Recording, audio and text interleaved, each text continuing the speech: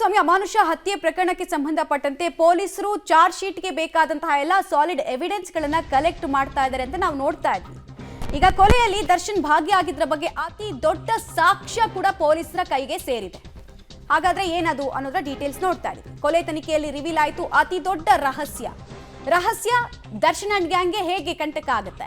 FSL ವರದಿಯಲ್ಲಿ ಭಯಾನಕ ಸತ್ಯ ಈ ಕೊಲೆಗೆ ಸಂಬಂಧಪಟ್ಟಂತೆ ಬಯಲಾಗಿದೆ. ಪಬ್ಲಿಕ್ ಟಿವಿಯಲ್ಲಿ ರೇಣುಕಾಸ್ವಾಮಿ ಕೊಲೆ ಕುರಿತ ಸ್ಫೋಟಕ ಸುದ್ದಿ ಕೂಡ ಈ ಕ್ಷಣಕ್ಕೆ ಬ್ರೇಕ್ ಆಗ್ತಾ ಇದೆ. ದರ್ಶನ್ ಬಟ್ಟೆ ಮೇಲೆ ರೇಣುಕಾಸ್ವಾಮಿ ದೇಹದ ರಕ್ತದ ಕಲೆಗಳು ಇರೋದು ದೃಢವಾಗ್ತಾ ಇದೆ. ಎಫ್ಎಸ್ಎಲ್ ವರದಿಯಲ್ಲಿ ಈ ಕಹಿ ಸತ್ಯ ಬಹಿರಂಗ ಆಗಿದೆ. ಜೀನ್ಸ್ ಪ್ಯಾಂಟ್ ಟಿ ಶರ್ಟ್ ಮೇಲೆ ರೇಣುಕಾಸ್ವಾಮಿ ರಕ್ತ ಇರೋದು ಗೊತ್ತಾಗ್ತಾ ಇದೆ. ಅಲ್ಲಿಗೆ ಕೊಲೆ ನಡೆದ ದಿನ ದರ್ಶನ್ ಸ್ಪಾಟ್ ಅಲ್ಲಿ ಇದ್ದಿದ್ದು, ಹಲ್ಲೆ ಮಾಡಿದ್ದು ಎಲ್ಲವೂ ಕೂಡ ಒಂದು ಹಂತಕ್ಕೆ ಸಾಬೀತಾದಂಗೆ ಕಾಣಿಸ್ತಾ ಇದೆ. ರೇಣುಕಾ ದೇಹದ ರಕ್ತ ಅನ್ನೋದು ಎಫ್ಎಸ್ಎಲ್ ನಲ್ಲಿ ಆ DNA ಜೀನ್ ಟೆಸ್ಟ್ ಮಾಡಿದಾಗಲೆಲ್ಲ ದೃಢಪಟ್ಟಿದೆ. ದರ್ಶನ್ ಬಟ್ಟೆ ಮೇಲೆ ರೇಣುಕಾಸ್ವಾಮಿಯ ರಕ್ತದ ಕಲೆಗಳು ಇರೋದು ಬಹಳ ಕ್ರೂಷಿಯಲ್ ಎವಿಡೆನ್ಸ್ ಆಗಿ ಪೊಲೀಸರ ಕೈಗೆ ಸೇರ್ತಾ ಇದೆ. ಅಲ್ಲಿಗೆ ಚಾರ್ಜ್ ಶೀಟ್ ಇನ್ನೂ ಸ್ಟ್ರಾಂಗ್ ಆಗುತ್ತೆ. ಇದು ಟ್ರಯಲಿಗೆ ಬಂದಂತಹ ಸಂದರ್ಭದಲ್ಲಿ ದರ್ಶನ್ಗೆ ಬೇಲ್ ಸಿಗುವಂತಹ ಪ್ರೊಸೀಜರ್ ಏನಿದೆ ಅದಕ್ಕೆ ಅಡ್ಡಗಾಲು ಹಾಕೋದ್ರಲ್ಲಿ ಯಾವುದೇ ಡೌಟ್ ಇಲ್ಲ. ನೋಡಿ, ಒಂದು ಕೇಸ್ನಲ್ಲಿ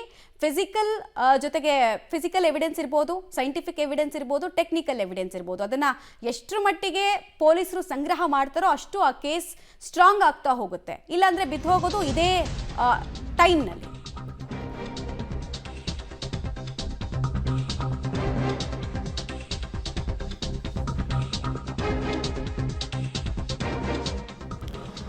ಕೊಲೆ ಕೇಸ್ನಲ್ಲಿ ದರ್ಶನ್ಗೆ ದೊಡ್ಡ ಸಾಕ್ಷ್ಯನೇ ಕಂಟಕವಾಗೋದ್ರಲ್ಲಿ ಎರಡು ಮಾತಿಲ್ಲ ಅಂತ ಹೇಳಲಾಗ್ತಾ ಇದೆ. ದರ್ಶನ್ ಮನೆಯಲ್ಲಿ ವಶಪಡಿಸಿಕೊಂಡಿದ್ದ ಪ್ಯಾಂಟು ಶರ್ಟೆ ಅವತ್ತು ಆ ಕ್ರೈಮ್ ಸೀನ್ ನಡೆದಾಗ ಬಳಸಲ್ಪಟ್ಟಿದ್ದು ಅನ್ನೋದು ಪೊಲೀಸರು ರಿಕವರ್ ಮಾಡ್ಕೊಂಡಿರುವಂತಹ ಎವಿಡೆನ್ಸ್ನ ಲ್ಯಾಬಿಗೆ ಕಳಿಸಿದಾಗ ಗೊತ್ತಾಗ್ತಾ ಇರೋ ವಿಚಾರ.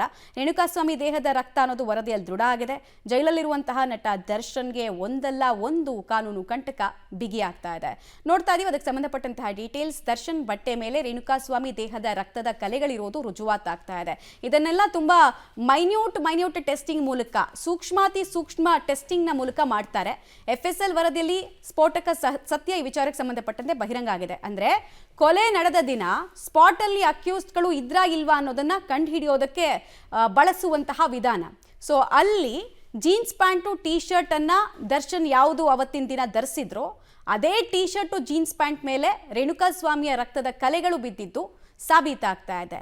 ರೀಕನ್ಫರ್ಮೇಷನ್ 2-3 ಸಲ ಮಾಡ್ಕೊಂಡಿದ್ದಾರೆ. ಆವಾಗಲೇ ಇಂಥ ಕ್ರೂಷಿಯಲ್ ಡೀಟೇಲ್ಸ್ ಎಲ್ಲ ಆಚೆ ಬರೋದು. ಸೊ ಎಫ್ಎಸ್ಎಲ್ ನಲ್ಲಿ ದರ್ಶನ್ ಬಟ್ಟೆಯ ಮೇಲೆ ರೇಣುಕಾಸ್ವಾಮಿಗೆ ಸಂಬಂಧಪಟ್ಟಂತಹ ರಕ್ತದ ಕಲೆ ಇರೋದು ದೃಢ ಆಗ್ತಾ ಇದೆ.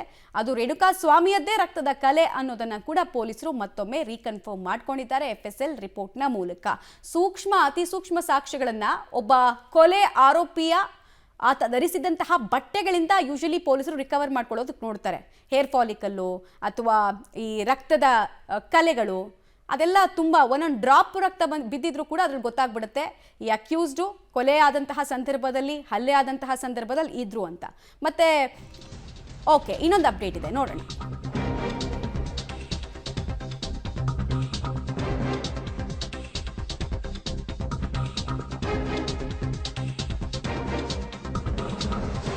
ದರ್ಶನ್ ಸೇರಿ 17 ಆರೋಪಿಗಳ ಕ್ರೌರ್ಯ ಬಯಲಾಗಿದೆ. ಎಫ್ಎಸ್ಎಲ್ಗೆ ರವಾನಿಸಲಾಗಿದ್ದ 66ಕ್ಕೂ ಹೆಚ್ಚು ವಸ್ತುಗಳು. ಡಿ ಗ್ಯಾಂಗ್ನಿಂದ ರೇಣುಕಾಸ್ವಾಮಿ ಕೊಲೆ ಪ್ರಕರಣ ವಿಚಾರಕ್ಕೆ ಸಂಬಂಧಪಟ್ಟಂತೆ ಎಫ್ಎಸ್ಎಲ್ ರಿಪೋರ್ಟ್ ಪೊಲೀಸರ ಕೈ ಸೇರಿದೆ. 66 ಸಾಕ್ಷ್ಯಗಳಿಗೆ ಸಂಬಂಧಪಟ್ಟಂತೆ ಆರೋಪಿಗಳ ಪಾತ್ರ ರುಜುವಾತಾಗಿದೆ. ನೋಡಿ, ದರ್ಶನ್ ಸೇರಿ ಎಲ್ಲ ಆರೋಪಿಗಳ DNA ಟೆಸ್ಟ್ ಅನ್ನ ಮಾಡಲಾಗಿತ್ತು. ಅದರ ರಿಪೋರ್ಟ್ ಕೂಡ ಕೈ ಸೇರಿದೆ. ಸೊ ಆ ರಿಪೋರ್ಟ್ನಲ್ಲಿ ಕೊಲೆಯಾದ ವ್ಯಕ್ತಿ ಹಾಗೂ ಕೊಲೆ ಮಾಡಿದ ಆರೋಪ ಹೊತ್ತಿರುವಂತಹ ವ್ಯಕ್ತಿಗಳಿಗೆ ಸಂಬಂಧಪಟ್ಟಂತಹ ಸೂಕ್ಷ್ಮ ರಿಪೋರ್ಟ್ ಸಿಕ್ಕಿದೆ. ರಕ್ತ, ಕೂದಲು, ಆಮೇಲೆ ಉಗುರಿನ ಚೂರು, ಆಮೇಲೆ ಉಗುರಿನ ಚೂರಿನ ಮಧ್ಯಭಾಗದಲ್ಲಿ ಕೆಲವು ಸಲ ಚರ್ಮ ಇರುತ್ತೆ. ಅದು ನಾರ್ಮಲ್ ಕಣ್ಣಲ್ಲಿ ಸಿಗೋದಿಲ್ಲ. ಸೊ ಮೈಕ್ರೋಸ್ಕೋಪಿಕ್ ಟೆಸ್ಟ್ಗಳನ್ನು ಮಾಡಿದಾಗ ಗೊತ್ತಾಗುತ್ತೆ. ಕೃತ್ಯಕ್ಕೆ ಬಳಸಿದ ವಸ್ತುಗಳ ಮೇಲಿದ್ದಂತಹ ರಕ್ತದ ಕಲೆಗಳು ಎಲ್ಲದರ ಬಗ್ಗೆ ಕೂಡ ಮಾಹಿತಿ ಸಿಕ್ಕಿದೆ ಪೊಲೀಸರಿಗೆ.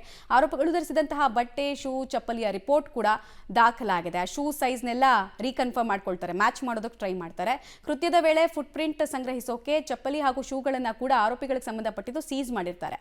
ಸೊ ಅದು ಮ್ಯಾಚ್ ಆಗ್ತಾ ಇದೆಯಾ, ಏನು ಹೇಳ್ತಾ ಇದೆ ಅದು, ಮತ್ತೆ ಎಷ್ಟು ಸಲ ಆ ಜಾಗದಲ್ಲಿ ಅಂದರೆ ಕ್ರೈಮ್ ಸೀನ್ ನಡೆದ ಜಾಗದಲ್ಲಿ ಇವರ ಓಡಾಟ ಆಗಿದೆ ಅದನ್ನೆಲ್ಲ ಚಾರ್ಜ್ ಶೀಟ್ನಲ್ಲಿ ಉಲ್ಲೇಖ ಮಾಡಬೇಕಾಗತ್ತೆ. ಪಟ್ಟಣಗೆರೆ ಶೆಡ್ನ CCTV, ದರ್ಶನ್, ಪವಿತ್ರ ಗೌಡ ಮನೆಯ CCTVಗಳಲ್ಲಿ ಇವರೇ ಆರೋಪಿಗಳು ಆವತ್ತಿನ ದಿನ ಎಷ್ಟೊತ್ತಿಗೆ ಮನೆ ಒಳಗೆ ಬಂದಿದ್ದಾರೆ, ಎಷ್ಟೊತ್ತು ತನಕ ಇಲ್ಲಿದ್ರು, ಆಮೇಲೆ ಆ ಸಮಯ ಕೂಡ ಎಷ್ಟೊತ್ತು ಸರಾಸರಿ ಬೇಕಾಗುತ್ತೆ ಹೋಗೋದಕ್ಕೆ ಒಂದು ಕಡೆಯಿಂದ ಇನ್ನೊಂದು ಕಡೆಗೆ ಅಂತೆಲ್ಲ ಟೈಮಿಂಗ್ ಮ್ಯಾಚ್ ಮಾಡ್ತಾರೆ, ಮತ್ತು ವಿಜುವಲ್ ಕಂಪ್ಯಾರಿಸನ್ ಮಾಡ್ತಾರೆ. ಮೃತದೇಹ ಪತ್ತೆಯಾದ ರಾಜ ಕಾಲುವೆ ಹತ್ರ ಇರುವಂತಹ CCTV ಫುಟೇಜ್ಗಳನ್ನು ಕೂಡ ಶವ ವಿಲೇವಾರಿ ಮಾಡಿದಂತಹ ಆರೋಪಿಗಳದ್ದು ಮುಖದ ಗುರುತು ಇದೇನಾ ಅಂತ ಕೂಡ ಚೆಕ್ ಮಾಡ್ಕೊಂಡಿದ್ದಾರೆ. ಅದರ ರಿಪೋರ್ಟ್ ಕೂಡ ಪೊಲೀಸರ ಕೈಗೆ ಸೇರಿದೆ ಅನ್ನೋದು ತಿಳಿದು ಬರ್ತಾ ಇದೆ. ಸೊ ವಿವಿಧ ಟೆಸ್ಟ್ ರಿಪೋರ್ಟ್ಗಳಿಗೋಸ್ಕರ ಪೊಲೀಸರು ಕಾಯ್ತಾ ಇದ್ರು. ಚಾರ್ಜ್ ಶೀಟ್ನಲ್ಲಿ ಜಡ್ಜ್ ಗಮನಕ್ಕೆ ಇದನ್ನೆಲ್ಲ ತರಬೇಕಾಗತ್ತೆ. ಅಂದರೆ ಆರೋಪಿಗಳ ಕೃತ್ಯ ಈ ರೀತಿ ಇತ್ತು, ಡೇ ಒನ್ನಿಂದ ಕಾನ್ಸ್ಪಿರಸಿ ಅಂದರೆ ಮೊದಲ ದಿನ ರೇಣುಕಾಸ್ವಾಮಿಯನ್ನ ಹೇಗೆ ಪುಸ್ಲಾಯಿಸಿ ಕೆಡುವಿದ್ರು ಇಂದ ಹಿಡಿದು ಟೆಕ್ನಿಕಲ್ ಎವಿಡೆನ್ಸ್ಗಳನ್ನು ಕಲೆಕ್ಟ್ ಮಾಡ್ತಾರೆ ಅಲ್ಲಿ, ಅಂದರೆ ಆ ಡೇಟಾ ರಿಟ್ರೀವ್ ಮೂಲಕ. ಆಮೇಲೆ ಕೊಲೆ ನಡೆದ ದಿನ ಫಿಸಿಕಲ್ ಸರ್ಕಮ್ಸ್ಟೆನ್ಷಿಯಲ್ ಎವಿಡೆನ್ಸ್ಗಳು ಏನೇನು ಸಿಕ್ಕಿದೆ, ಬಟ್ಟೆ ಇರ್ಬೋದು, ಶೂ ಇರ್ಬೋದು, ಅದನ್ನೆಲ್ಲ ರಿಕವರ್ ಮಾಡ್ಕೊಂಡು ರಿಸಲ್ಟ್ ತಗೊಂಡಿದ್ದಾರೆ.